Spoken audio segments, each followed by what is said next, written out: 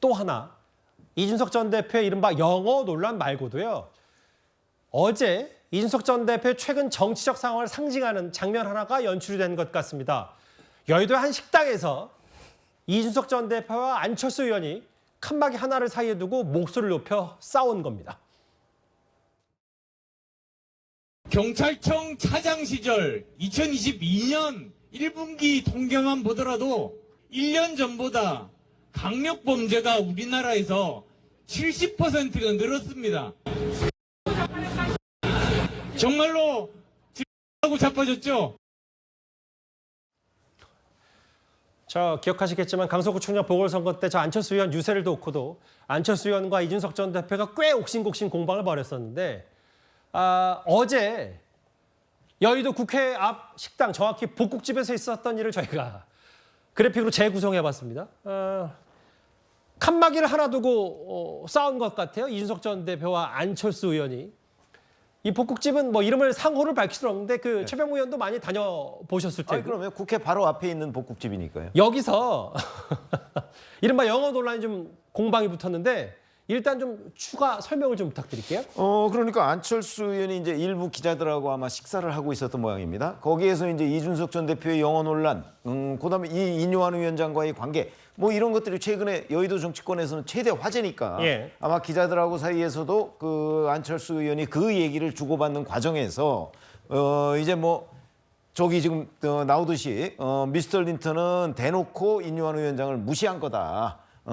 그러면서 그 인요한 안철수 의원도 뭐 영어 좀 잘 하시니까 그 이준석 전 대표가 뭐 영어를 잘 못하는 것 같다 이렇게 해서 이제 이른바 이준석 전 대표 이 관련한 걸 디스한 거죠 거기서. 근데 그게 옆방에서 다 들렸는데 마침 그 자리에 이준석 전 대표가 있었다는 거죠. 예. 그러니까 이준석 전 대표가 안철수 의원도 아니고 안철수 씨 조용히 하세요라고 얘기를 하고 그다음에 이어서 계속 식사 좀 합시다 뭐 이렇게 자꾸 소리를 쳤다는 거죠. 예. 그러니까 잠시 시간을 조금 두었다가 안철수 의원이 또 거기에 응수를 한 거죠. 기자들한테 내가 틀린 말 한 건 없지 뭐 그러면서 모두가 이준석을 싫어한다 또 이렇게 들으라는 듯이 이제 얘기를 해서 그 후에 이제 그냥 좀 조용히 있다가 이제 각자 식사를 마치고 헤어졌다 뭐 이런 건데 글쎄 전후 과정을 들어보면 둘 다 조금 좀 유치한 것 같다는 느낌이 전 받고요. 왜냐하면 예. 국회에서 그 서로 그 옆방에 들리는 경우가 굉장히 많습니다. 그 식당이 뭐 저 방음 장치가 돼 있는 것도 아니고 그러면 그냥 모른 척하고 각자 식사하고 나가면 되는 건데 그걸 가지고 또 뭐 안철수 씨 조용히 하세요 뭐가 어떠고 이렇게 얘기를 하는 걸 보면 어찌 보면 두 사람 다 참 볼썽사납다 하는 생각을 많이 갖게 됩니다. 뭐 대화의 수준 혹은 두 사람의 관계를 단 저 장면 하나로 열어 암시하는 게 있을 것 같은데 근데 안철수 씨라는 호칭도 호칭이지만 구자랑 변호사님 저는 사실 이제 이른바 이준석 신당이 좀 기정사실화되는 분위기에서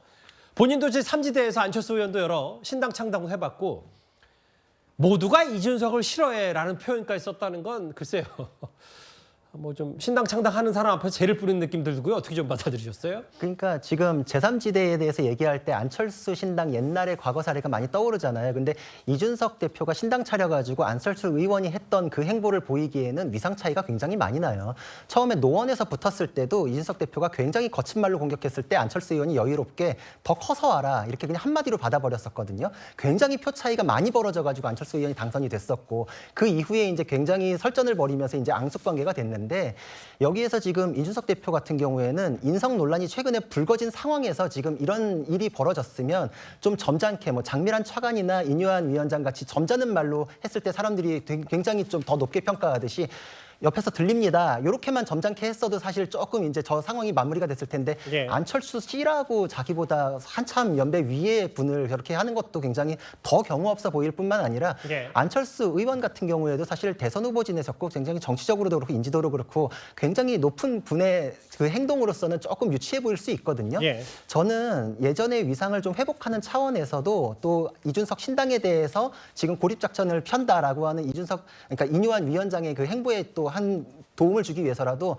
내가 이 징계에 대해서 끌고 왔고 4만 명 가까이가 동의하지만 그렇지만 내가 용서하겠다. 국민의힘과 함께 품어주겠다. 이렇게 하시면서 마무리 짓는 게 어떨까. 사실 그러고 나면은 이준석 대표를 따라갈 사람들 안 따라가다가 사람들 이게 지금 가려지면서 더 새가 확연히 드러나면서 이준석 신당이라는 것은 사실상 될 수가 없는 것이다. 이게 좀 더 드러나지 않을까 싶습니다. 그냥 단순히 사실은 여의도 복국 집회에서 있었던 약간의 해프닝성인데 최근 정치 상황과 좀 맞물리면서 이준석 전 대표를 둘렀던 정치적 상황에 꽤 의미심장한 좀 상징적인 장면도 있는 것 같거든요. 일단 뭐 두 사람 다 보성산업다는 표현을 두 분 다 하셨기 때문에 일단 알겠습니다. 다시 원래 본론으로 좀 돌아와서요. 이준석 전 대표가 다음 달 그러니까 12월까지 여권을 향한 비판 수를 높이면서 신당 창당의 명분을 쌓을 거란 관측이 많습니다. 그럼 신당에는 누가 합류할지 이준석 전 대표가 동아일보 유튜브 중립기호 출연해서 이런 말을 했습니다. 저는 간보지는 않아요. 할지 말지 뭐 이렇게 흘리고 이렇게 하는 게 아니라요. 저는 딱 정했잖아요. 제가 생각했을 때 당이 정상화될 수 있는 최소한의 시한이 지나면은 네. 그럼 저는 움직이겠죠. 신당 창당을 한다고 하셨을 때 비명계 정의당 의원도 합류할 수 있다 이런 얘기가 있어요. 뭐 정의당 의원인지 아닌지는 모르겠고요. 네. 저는 누굴 정해서 얘기하는 것도 아니고 저는 지금까지도 그랬고 지금부터도 저랑 누구랑 얘기하고 어떤 분과 만났는지를 보호해드릴 겁니다. 철저히 함구할 겁니다. 네. 저는 클라이언트 보호의 원칙 네. 확실하게 지켜가겠습니다. 고객의 비밀을 잘 지켜주겠다라는 얘기했는데 서영주 부대변인 어제 저희가 뉴스탑 이 시간에 우상호 의원이 비명계에 합류 얘기하니까 뭐 개 X 같은 소리 하지 말라라고 해서 말도 안 되는 소리 하지 말라 그랬거든요. 이준석 신당에 합류할지 말지. 개 X로 하니까 더 이상해진 것 같은데 하여튼 뭐 개똥 같은 소리 하지 말라 그랬어요. 제가 좀 순화하는 과정에서 더 이상해진 것 같은데. 어쨌든 그런데 이상민 의원이 뭐 합류할지 말지 저도 알 수 없는데 민주당에서는 이상민 의원이 최근에 이준석 전 대표를 만난 모양이에요. 그 흐름을 어떻게 보십니까? 일단 이상민 의원 개인의 여러 가지 정치적 행보에 있어서의 만남이라고 봐야겠죠. 그런데 이상민 의원이 비명의 전체를 대표하는 의원은 아니잖아요. 그래서 지금 현재는 이상민 의원 본인 스스로가 당내의 입지에 대해서 고민이 많으신 것 같아요. 그래서 지금 5선이신데 그 다음에 정치개혁의 대상이시기도 하고 여러 가지로 다음 총선에서 공천을 받을지 안 받을지에 대한 고민이 있다 보니 그러면 당에서 공천을 못 받을 바에는 뭐 신당 3지대로 나가서 그 정치 인생을 6선으로 한번 좀 할 수 있는 가능성을 높이자라는 차원에서 이준석 대표를 만날 수는 있겠죠. 예. 하지만 이게 민주당 내 비명계 움직임이다 이렇게 일반화하는 것들은 좀 전혀 의미 없는 얘기 같고요. 그다음에 비명계가 움직일 리가 없어요 지금. 왜 그러냐면 예. 최소한 의원들이 머리가 있다면 지금 현재 내년 총선을 앞두고 양당제에서 제3지대가 성공할지 군소정당으로 전락할지 어떻게 합니까? 아하. 그런 도박을 하지 않죠. 예. 현재 민주당 내에서 지금 현재 국민들의 어떤 지지 부분들 그리고 당내에서의 공천 경쟁을 하는 것들이 훨씬 더 본인한테는 유리한 고지지 지금 이준석 전 대표 만나서 뭔가 좀 군부를 떼운다? 그러면 그 스스로 자체가 리스크를 안잖아요. 그래서 절대 움직이지 않습니다. 그런 부분에서는 정치공학적으로는 비명계는 움직이지 않고 이상민 의원께서 아마 개인의 정치 행보를 고민하는 차원에서 이준석 전 대표를 만나는 것 같고요. 예. 이준석 전 대표 같은 경우는요. 본인은 지금 두 가지 측입니다. 지금 아직까지 기한을 계속 두고 있지 않습니까? 그러니까 애당심이 있어요. 국민의힘에 대해서 나를 정말 멀쩡한 나의 당대표 이 지휘권을 양도국이라는 발언으로 징계를 해서 아무것도 못하게 해놨으니 나를 데려가려면 뭔가를 해달라 이 요구를 하는 것인데 예. 그럴 일은 마음만한데 그래도 이준석 전 대표가 신당을 창당하면 국민의힘이 총선에 불리합니다. 그래서 그 기한을 주는 것이고 두 번째는 그 기한 내에 본인의 몸값을 옮기려면 3지대 스펙트럼 넓게 써야 돼요. 알겠습니다. 그러려면 비명도 예. 안 와야 되고 정의당도 안 와야 되고 중도도 안 와야 되기 때문에 그런 차원에서 전문 용어로 이삭죽기를 하는 겁니다, 지금. 그래서 저는 그런 부분에 있어서는 예. 민주당의 어떤 비명계가 다 이쪽으로 이동한다. 그건 근거 없는 어떤 추측이다. 그러게 지금 현재는 말할 수밖에 없습니다. 알겠습니다. 좀 지켜볼 텐데 다만 이제 비명계가 아니라 이상민 의원 단 한 명이다 이 말씀하신 그렇죠. 거고. 예.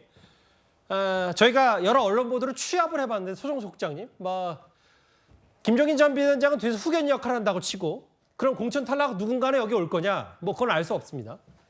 이상민 의원 일단 만났다고 하고 신당 창당하면 합류 가능성을 타진한다고 했으니까 좀 지켜보고요. 최근에 이런저런 이름이 나오는 게 저희 뉴스탑10 19기도 한 박원석 전 정의당 의원 얘기도 나오고 류호정 정의당 의원 얘기도 나왔습니다. 천하용인, 물론 요즘 김용태 최고위원이 약간 이준석 전 대표와 쓴소리를 좀 하고 있긴 한데 그럼 이 정도 멤버, 이 정도 구성원이 단지 아니면 수정 국장 개인적으로 취재한 내용이 있으신지 좀 명단 어느 정도로 추릴 수 있어요?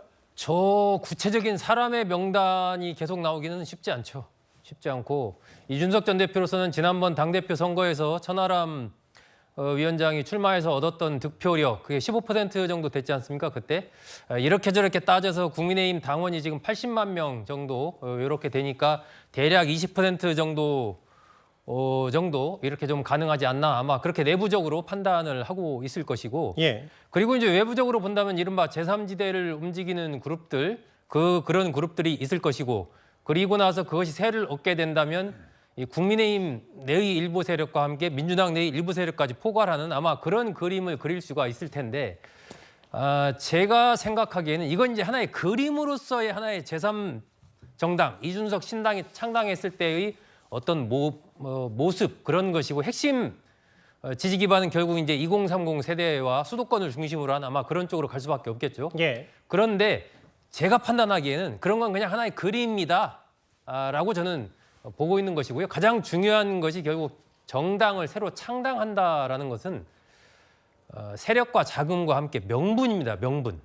예, 저는 그러니까 세력적인 측면에서 이준석 전 대표가 2030 세대의 일정한 확고한 지지 기반을 가지고 있다라고 예. 저는 판단을 합니다. 세력적으로 일정한 세력을 갖고 있는 건 맞다라고 보는데 자금 부분은 미지수고 명분은 저는 대단히 약하다라고 보는 겁니다. 지금 시점에서 어떤 윤석열 대통령과의 갈등, 국민의힘 지도부와의 갈등 이런 것 때문에 신당을 창당한다라는 것이 과연 얼마나 국민의 호응을 얻을 것인가라는 예. 부분에서 결정적으로 명분이 취약하다라고 보기 때문에 그 이준석 전 대표가 지금 여러 가지 움직임을 보이고 있지만 현재 단계에서 판단하기에 신당을 창당한다라고 지금 판단하는 것은 대단히 저는 섣부르다라고 보고요. 예. 일단은 아까도 말씀드린 대로 인유한 위원장을 계속해서 압박하면서 이 친윤 지도부와 관련된 어떤 새로운 환경 변화 그리고 공천, 총선과 관련된 여러 가지 구도상이 있어서의 이준석 전 대표에게 명분이 주어질 수 있는 어떠한 그런 환경 변화 이런 것을 계속해서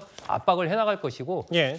그리고 이 국정 운영의 윤석열 대통령의 변화 어느 정도까지 그것이 가능한가 이런 것에 대한 종합적인 판단을 아마 12월 중에 하면서 그때 정도 되면은 정말 이준석 전 대표가 신당 창당으로 가는 건지 아니면 알겠습니다. 이 정도 선에서 어떤 이 타협을 할 것인지 그걸 좀 봐야 될 건데 보통 우리가 노사 협상을 할 때도요 요구사항이 뚜렷하고 장악력이 확실하면 협상하기가 더 쉽습니다. 예, 그런 측면에서 본다면 저는 현재는 상당히 좀 삿바싸움을 치열하게 하고 있다. 저는 그렇게 봅니다. 그래서 얘기 나오는 게 여전히 국민의힘과 물밑에서 지분 싸움 하고 있고 본인 대구 출마 얘기 혹은 이런저런 것까지도 물밑에서 오고 가고 있다는 설들은 좀 있는데 아직 확인된 건 아니어서 최병무 의원 정리를 좀 해보면 결국은 12월까지 윤석열 대통령 혹은 당이 바뀌지 않으면 100% 신당 창당하겠다. 선거구 본인 노원병 획정과도 관련이 있을 수밖에 없으면 네. 실제로 그런데 여기 있는 얼굴들이 있는 일부들이라고 하더라도 실제로 합류할지 말지에 대해서는 미지수가 좀 있잖아요.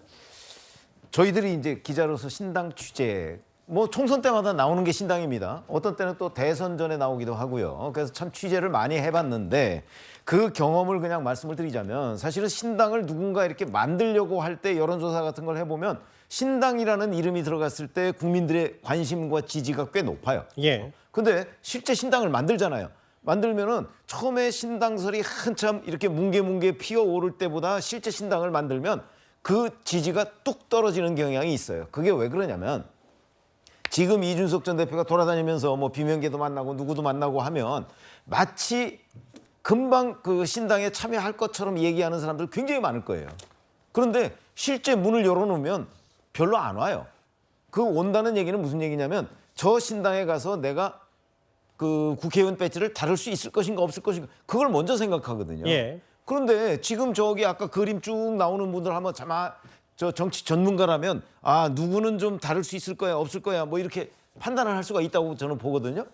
그중에 제가 보기엔 다룰 수 있는 우선 이상민 의원이 5선인데 자 5선 의원이 지금 0선인 이준석 전 대표 밑에 가서 국회의원 할 수 있을까요? 저는 못할 거라고 보거든요. 예. 그렇기 때문에 지금 가능성 얘기는 그냥 가능성을 닫아두지 않는다는 뜻이지 예. 실질적으로 갈 가능성 저는 별로 없다고 보고요. 그러면 예를 들어서 허은하 의원, 현역 의원입니다. 예. 근데 비례대표예요.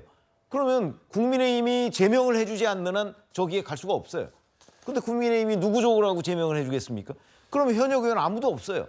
그 상태에서 이준석 전 대표가 신당을 만들어 봤자 사실 누구를 어떻게 그 당선시킬 만한 힘도 없어요. 알겠습니다. 지금 얘기하는 게 20, 30대 남성 그거는 전국적으로 20, 30대 남성이 꽤 많겠지만 특정 지역구로 내려가면 20, 30대 남성만 가지고 당선될 곳은 아무 데도 없어요. 그러니까 대선이 아니라 총선이니까 그렇죠? 그러면 총선이기 때문에 그런 점에서 본다면 지금 얘기하는 저런 큰 그림은 기사는 뭐 대단히 풍성하게 나오고 있을지 모르겠으나 예. 실질적으로 뚜껑을 열어보면 소문난 잔치에 먹을 거 없는 이런 현상이 될 것이다. 저는 그렇게 예상합니다. 알겠습니다. 이제 신당 창당이 이제 기정사실화 가셔야 되는 얘기, 뭐 비명계 이상민 의원이 만났다라는 얘기가 어제 오늘 일부 보도를 통해 나왔기 때문에 이준석 전 대표의 멘토를 찾아간 인요한 위원장 얘기 함께 첫 번째 주제로 하나하나 집중적으로 살펴봤습니다.